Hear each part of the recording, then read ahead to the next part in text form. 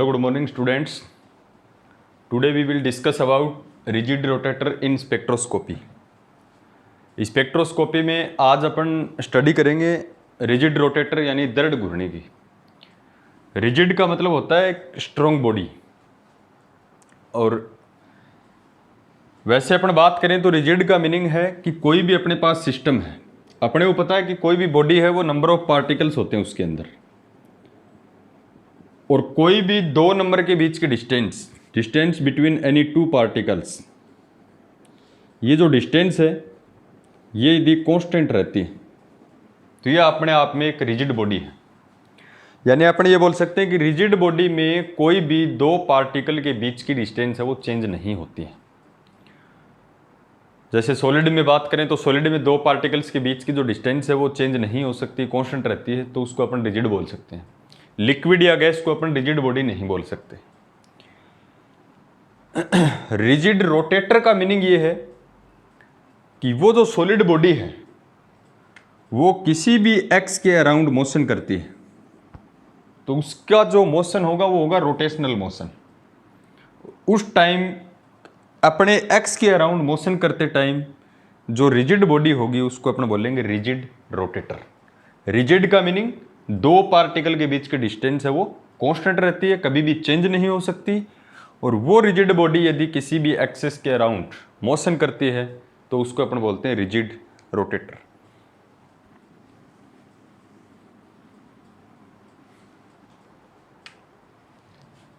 तो rigid rotator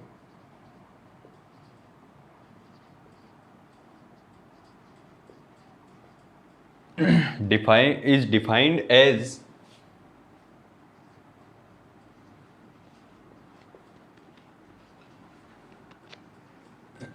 rigid rotator is defined as the intermolecular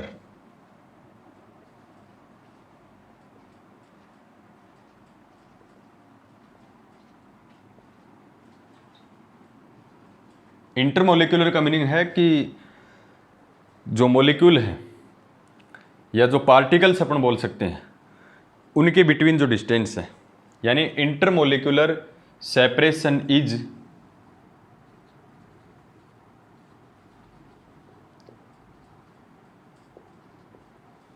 ये जो दो पार्टिकल के बीच का जो सेपरेशन है ये अपन मानते हैं किसकी फॉर्म में, is assume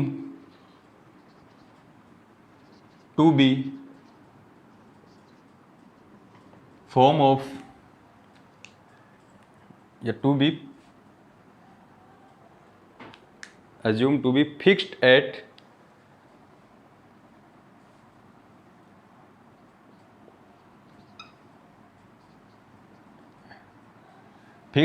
a equilibrium value, fixed at equilibrium value. यानी रिजिड रोटेटर के बारे में क्या होता है, rigid rotator is defined as, किसी भी दर्द घूर्णी या रिजिड रोटेटर को डिफाइन करते हैं द इंटरमोलिक्यूलर सेपरेशन, जो मॉलिक्यूल्स हैं उनके बीच का जो सेपरेशन। जैसे ये कोई बॉडी है अपने पास, इनके बीच का सेपरेशन, कोई भी दो मॉलिक्यूल हैं पार्टिकल्स हैं उनके बीच का जो सेपरेशन है, is assume to be fixed at equilibrium value, उसको अपन एज्यूम करते हैं इसके लिए फिक्स्ड एट इक्विलिब्रियम वैल्यू। तो रिजिड का मीनिंग दो पार्टिकल के बीच के डिस्टेंस चेंज नहीं हो, और वो रिजिड बॉडी किसी एक्स के अराउंड रोटेशन मोशन करती है, तो उसको अपन बोलते हैं रिजिड रोटेटर। तो सबसे पहले अपन मानते हैं इस डायग्राम में कि अपने पास कोई भी दो मॉलिक्यूल है, कोई सिस्टम है जिसमें दो ही मॉलिक्यूल हैं। जैसे ये सिस्टम है, एक मॉलिक्यूल यहाँ है, एक मॉलिक्यूल यहाँ है। यदि ये रिजिड है तो इनके बीच की जो डिस्टेंस है वो क्या रहेगी, कांस्टेंट रहेगी, कभी भी चेंज नहीं होगी। तो इसके लिए अपन लिख सकते हैं कि let us consider two atoms which mass is m1 and m2 which are bounded to form a diatomic molecule. इसको अपन ये बोल सकते हैं ये बाउंड है एक डाई एटोमिक मोलिक्यूल, यानी एक ऐसा मोलिक्यूल जिसमें दो एटम हो उसको डाई एटॉमिक मॉलिक्यूल अपन बोलते हैं। तो कोई सिस्टम है अपने पास जिसमें दो मॉलिक्यूल हैं, एक का मास m1 है, दूसरे का मास m2 है, रिजिड रोटेटर है, m1 और m2 मास एक दूसरे से बाउंड है, ये जो रोटेशनल एक्सिस है इसके अराउंड ऐसे मोशन करते हैं। तो m1 मास का जो पार्टिकल है उसका इस रोटेशनल एक्सिस से डिस्टेंस है r1 और m2 मास का जो पार्टिकल है उसका इस रोटेशनल एक्सिस से डिस्टेंस है r2 और दोनों पार्टिकल के बीच की जो डिस्टेंस है r, ये क्या रहेगी, कांस्टेंट है। तो इसको बोलते हैं रिजिड रोटेटर सिस्टम को। जैसे मॉलिक्यूल एक का मास m1 एक का मास m2 किसी भी x के अराउंड इस प्रकार से रोटेशन करते हैं, इस प्रकार से रोटेशन करता है। तो एक पार्टिकल का जो डिस्टेंस है एक्सिस से वो r1 है, दूसरे पार्टिकल का इस एक्सिस से डिस्टेंस है वो r2 है और complete distance r equals to r1 plus r2 is equal to constant. तो सबसे पहले अपन बात करते हैं, late us consider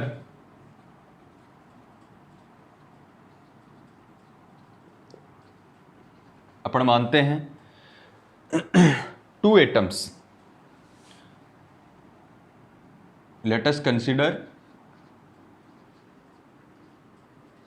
two atoms और जिसके मास जो है वो m1 और m2 है। टू एटम्स ऑफ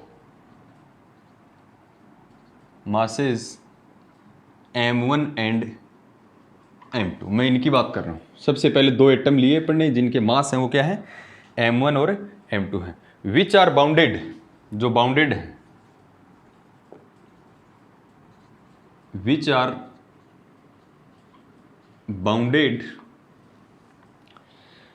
और ये जो बाउंडेड हैं ये है डाई एटॉमिक मॉलिक्यूल की तरह, यानी बाउंडेड टू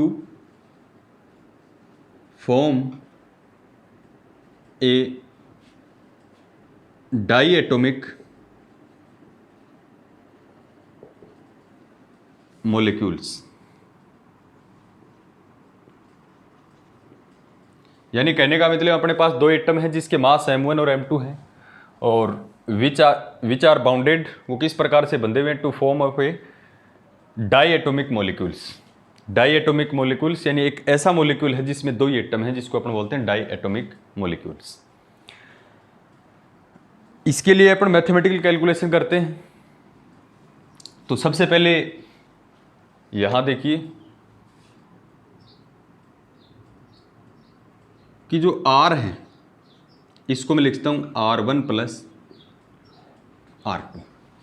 ये जो डिस्टेंस है M1 और M2 के बीच की वो R डिस्टेंस है और किससे मिलकर बनी हुई है, R1 प्लस R2। ये यदि कांस्टेंट है तो ये रिजिड बॉडी है। ये क्या है, कांस्टेंट। किसके लिए, फॉर ए रिजिड बॉडी। एक रिजिड बॉडी के लिए दो पार्टिकल के बीच की डिस्टेंस है वो कांस्टेंट रहेगी, तभी वो अपने आप में रिजिड बॉडी होगी, यानी आर चेंज नहीं हो सकता। दूसरा एक अपन छोटी क्लासेस में पढ़ते हैं, centre of mass. Centre of मास की जो प्रॉपर्टी है वो क्या कहती है, ये जो सेंटर पॉइंट है जिसको मैं सी लिख देता हूं, यानी पहले पार्टिकल का मास और सेंटर से इसकी डिस्टेंस, इन दोनों का मल्टीप्लाई कर, यानी m1 r1 वो इक्वल होगा दूसरे पार्टिकल का मास और सेंटर से उसकी डिस्टेंस r2। उसको बोलते हैं the property of centre of mass, द्रव्यमान केंद्र के गुणधर्म से। By property of centre of mass, ये छोटी क्लासेस में अपन ने पढ़ा है। वो क्या होता है, पहले पार्टिकल का मास m1 और जिस एक्सिस के अराउंड मोशन करता है उससे डिस्टेंस r1, इन दोनों का मल्टीप्लाई m2 r2 के इक्वल होता है। इसको मैं कह देता हूं इक्वेशन फर्स्ट, इसको कह देता हूं इक्वेशन सेकंड। ये प्रॉपर्टी है सेंटर ऑफ मास की, यानी m1 r1 इक्वल होता है m2 r2 के। ये अपने डायग्राम से लिखा कि r कांस्टेंट है, इक्वेशन फर्स्ट। तो इक्वेशन फर्स्ट और सेकंड को मैं r1 और r2 की टर्म में सोल्व करता हूं। तो देखो यहां से R2 की वैल्यू रखो एक बार। तो मैं इसको क्या लिख सकता हूं, then this implies M1 R1 equals to M2 की जगह M2 और R2 की वैल्यू यहां से क्या आएगी, या R1 प्लस का इस साइड में जाएगा माइनस का, तो R2 की जो वैल्यू हो क्या आएगी R माइनस R1। ओके, और M1 R1 इक्वल्स टू, इसको अंदर मल्टीप्लाई करें तो M2R और माइनस M2R1। R1 की वैल्यू निकालें तो ये माइनस का M2R1, तो इस साइड में लेके आए प्लस का, तो ये M1R1 ये प्लस का M2R1 इक्वल्स टू M2R, और यहाँ से R1 अपन कॉमन ले लें, तो R1 इसमें दोनों में है कॉमन आएगा, तो अंदर बचेगा M1 plus M2 equals to क्या आएगा M2R, और यहाँ से R1 की वैल्यू क्या आएगी, then this implies R1 equals to, ये M1 प्लस M2 मल्टीप्लाई में है, इस साइड में डिवाइड में चला जाएगा, तो ये हो जाएगा M2 upon M1 plus M2, और इनटू में R भी है M2 के R। इसको कह देते हैं इक्वेशन थर्ड। सिमिलरली R2 की वैल्यू क्या आएगी, R2 इक्वल्स टू, जैसे यहां पर R2 की जगह रखा था, R2 की जगह क्या रखा था R माइनस R1, तब इसको सोल्व किया R1 की वैल्यू आ गई। अब की बार अपन R2 की वैल्यू निकाल रहे हैं, तो यहाँ R1 की वैल्यू क्या आएगी R माइनस R2, ऐसे ही सोल्व करके R2 की वैल्यू क्या आएगी, M2 की जगह तो आ जाएगा M1, R की जगह R और M1 प्लस M2। ये अपन ने वैल्यू निकाल ली किसकी, R1 और R2 की। उसके बाद में अपने को इसका मोमेंट ऑफ इनर्शिया निकालना, जड़त्व आघूर्ण। इसके लिए मैं आपको बता देता हूं कि मोमेंट ऑफ इनर्शिया को I से लिखते हैं, वो होता है द्रव्यमान यानी मास इनटू कोई भी पार्टिकल किसी x के अराउंड मोशन करता है तो उस x से उसकी दूरी का वर्ग स्क्वायर यानी mr स्क्वायर। ये मोमेंट ऑफ इनर्शिया है जो अपन 11th क्लास में पढ़ते हैं। यानी m मास का कोई पार्टिकल x एक्सिस से या एक्सिस से r दूरी पर मोशन करता है तो उसका मोमेंट ऑफ इनर्शिया जो होगा वो क्या होगा, I equals to mass into distance का स्क्वायर। I इक्वल्स टू होता है mr स्क्वायर। तो देखो, now by definition of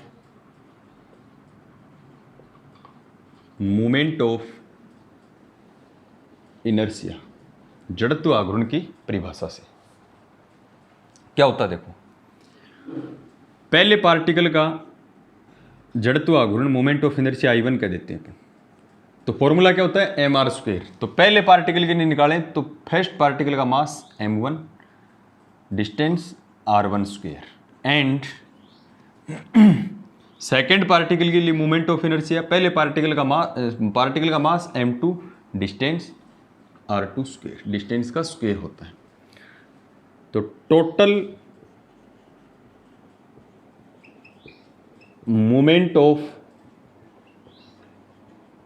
inertia, total moment of inertia I equals to क्या होगा, पूरे सिस्टम का I इक्वल्स टू पहले पार्टिकल का I1, दूसरे का I2, दोनों की वैल्यू रखें अपन, तो I equals to m1 r1 square और प्लस m2 r2 स्क्वायर। ये है total moment of inertia.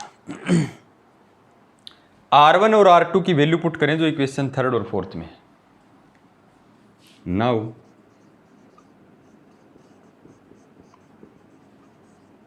Putting values of R1 and R2, R1 और R2 की अपन वैल्यू पुट करें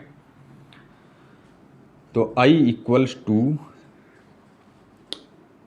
m1, बिल्कुल इजी लेक्चर है, R1 और फिर उसका स्क्वायर, तो R1 की वैल्यू और उसका स्क्वायर, तो इसका square m2 square R square upon m1 plus m2 का होल स्क्वेयर। क्या किया अपन ने, r1 की वैल्यू रखी और उसका होल स्क्वेयर किया। फिर क्या है, प्लस m2 r2 वाले का होल स्क्वेयर, r2 का होल स्क्वेयर। तो r2 का होल स्क्वेयर क्या आएगा, m1 square R square upon m1 plus m2 का होल स्क्वेयर।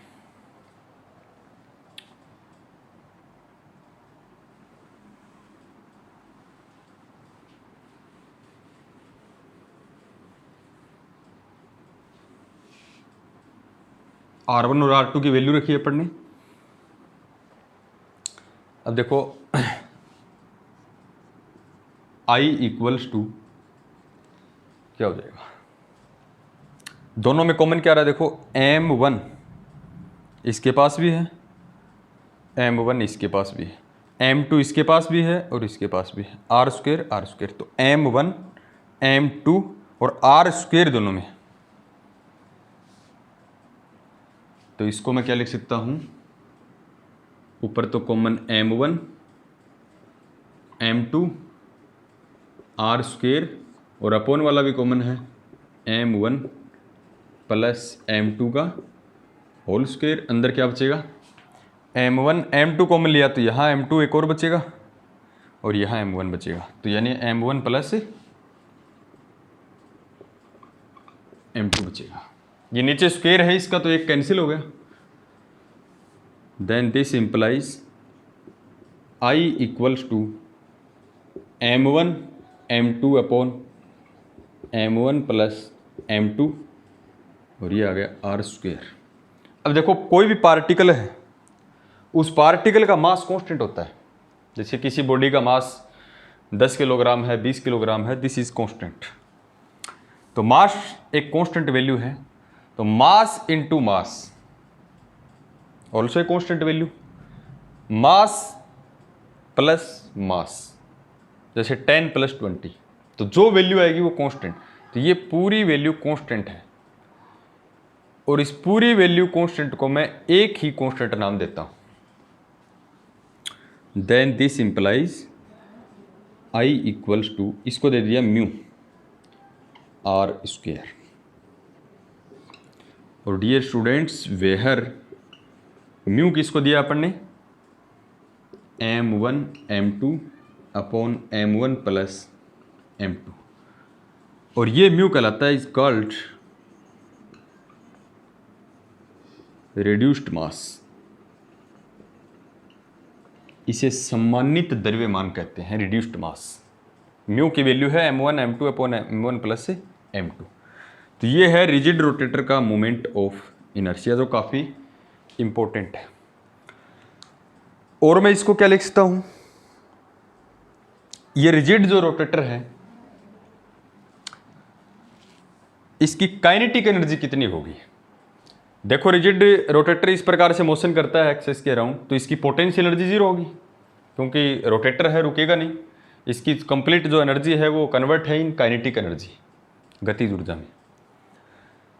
तो इसके लिए अपन एनर्जी की बात करते हैं जो नेक्स्ट लेक्चर में अपने को ज़रूरत पड़ेगी। तो थोड़ा दिमाग का यूज लीजिए और यहाँ से ये देखिए कि रिजिड रोटेटर जो रोटेट कर रहा है अपने एक्सिस के अराउंड, उसकी पोटेंशियल एनर्जी क्या है, ज़ीरो। क्योंकि कोई भी पार्टिकल रोटेशन करता है या मोशन में होता है तो उसकी कंप्लीट जो एनर्जी है वो कन्वर्ट होती है काइनेटिक एनर्जी में। तो इसकी पोटेंशियल एनर्जी है वो ज़ीरो, तो इम्पोर्टेंट हो जाएगी काइनेटिक एनर्जी। तो काइनेटिक एनर्जी इसकी क्या होगी, काइनेटिक एनर्जी देखो, काइनेटिक एनर्जी का जनरली फॉर्मूला लिखो, हाफ mv स्क्वायर। तो सबसे पहले तो ये जो मोशन है वो लीनियर मोशन है। एक बात बताता हूँ बहुत ही इंपॉर्टेंट है, m मास का पार्टिकल v वेलोसिटी से यदि सीधी रेखा में गति कर रहा है, सरल रेखा में, लीनियर मोशन में है, तो उसकी काइनेटिक एनर्जी है हाफ mv स्क्वायर। यही m मास का पार्टिकल रोटेशनल मोशन करता है किसी एक्सेस के चारों। तो डियर स्टूडेंट, इसका मास तो चेंज नहीं हो सकता, क्योंकि पार्टिकल है तो पार्टिकल चाहे सीधी लाइन में मोशन करे या किसी भी एक्सिस के अराउंड मोशन करे तो उसका मास तो क्यों चेंज होगा, बट उसकी वेलोसिटी है वो क्या है, एंगुलर वेलोसिटी। और एंगुलर वेलोसिटी को मैं लिखता हूं ओमेगा से। और आपने ने छोटी क्लासेस में पढ़ा होगा ये डिस्टेंस आर है, तो वेलोसिटी और एंगुलर वेलोसिटी में रिलेशन क्या है, तो वो रिलेशन है अपने पास v इक्वल्स टू होता है omega into r. Angular velocity को r से मल्टीप्लाई कीजिए तो वेलोसिटी आ जाएगी। अब देखो v की जगह तो अपन ये वैल्यू पुट कर देंगे एंगुलर रोटेशनल मोशन के लिए। यदि अपना पार्टिकल अपनी जो बॉडी है वो लीनियर मोशन में होती तो अपने काइनेटिक एनर्जी हाफ mv² लिख सकते थे, अब नहीं लिख सकते क्योंकि अपने पास वेलोसिटी नहीं है। इस पार्टिकल का एंगुलर वेलोसिटी है ओमेगा, तो v की जगह देखिए वेलोसिटी और एंगुलर वेलोसिटी में रिलेशन v इक्वल्स टू होता है ओमेगा आर। अब देखो कोई भी पार्टिकल यदि लीनियर मोशन में होता है तो लीनियर मोशन में जो वर्क अपना मास करता है वो रोटेशनल मोशन में कौन करता है, very very important. Competition exam में आया था आरयू के एंट्रेंस एग्जाम में कि m मास का कोई पार्टिकल लीनियर मोशन करता है तो लीनियर मोशन में पार्टिकल का जो मास काम करता है वही रोटेशनल मोशन में कौन काम करता है, और डियर स्टूडेंट्स वो करता है मोमेंट ऑफ इनर्शिया। कैसे करता है इसके लिए अपन डिस्कस करते हैं। देखो कोई पार्टिकल लीनियर मोशन करता है तो उसका मोमेंट कैसे निकालते हैं, p इक्वल्स टू mv। और ये पार्टिकल रोटेशनल मोशन करता है ओमेगा से, तो v इक्वल्स टू क्या लिखता हूं रोटेशनल मोशन के लिए, ओमेगा आर। लीनियर मोशन में जो काम मोमेंटम का होता है वही रोटेशनल मोशन में एंगुलर मोमेंटम का होता है जिसको जे से लिखते हैं अपन, और वो होता है एम वी आर। जिस पॉइंट के अराउंड वो मोशन करता है उससे डिस्टेंस और काम में लेते हैं अपन, और v की जगह अपन क्या काम में लिखते हैं ओमेगा आर। तो m v की जगह ओमेगा आर, एक आर पहले से है आर स्क्वायर। अब देखो m into r square, m into r square क्या है, m इंटू आर स्क्वायर होता है मोमेंट ऑफ इनर्शिया। तो देखो लीनियर मोशन में मोमेंटम होता है p equals to m v, rotational motion में एंगुलर मोमेंटम होता है j equals to I omega. देखो v की जगह तो वेलोसिटी की जगह तो कौन काम करता है रोटेशनल मोशन में, एंगुलर वेलोसिटी। और मास की जगह कौन काम करता है, मोमेंट ऑफ इनर्शिया।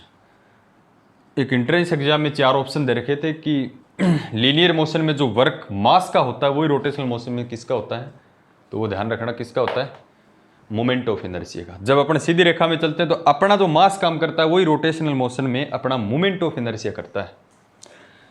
तो इसकी काइनेटिक जो एनर्जी है उसको क्या लिखूंगा मैं, काइनेटिक एनर्जी हाफ m की जगह तो कौन काम करेगा, I, और v की जगह ओमेगा काम करता है हमेशा, तो हाफ I ओमेगा स्क्वायर।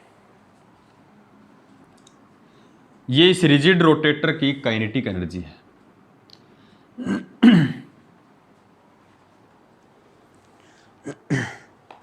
ध्यान रखना J इक्वल्स टू होता है I इंटू ओमेगा। तो ये रिजिड रोटेटर की काइनेटिक एनर्जी है, ये रिजिड रोटेटर का मोमेंट ऑफ इनर्शिया है। मोमेंट ऑफ इनर्शिया मास की तरह बिहेव करता है, थोड़ा सा ध्यान रखना। I इक्वल्स टू होता है mr स्क्वायर एक पार्टिकल के लिए। 2 पार्टिकल रिजिड रोटेटर में अपन ने 2 मॉलिक्यूल लिए तो उसका मोमेंट ऑफ इनर्शिया क्या है, I equals to mu r square. Mu क्या है, रिड्यूस्ड मास।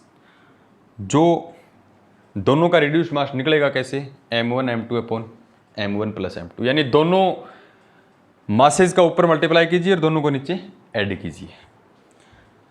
तो इसके नेक्स्ट लेक्चर में इसके आइगन वैल्यू और आइगन फंक्शन का डिस्कस अपन करेंगे।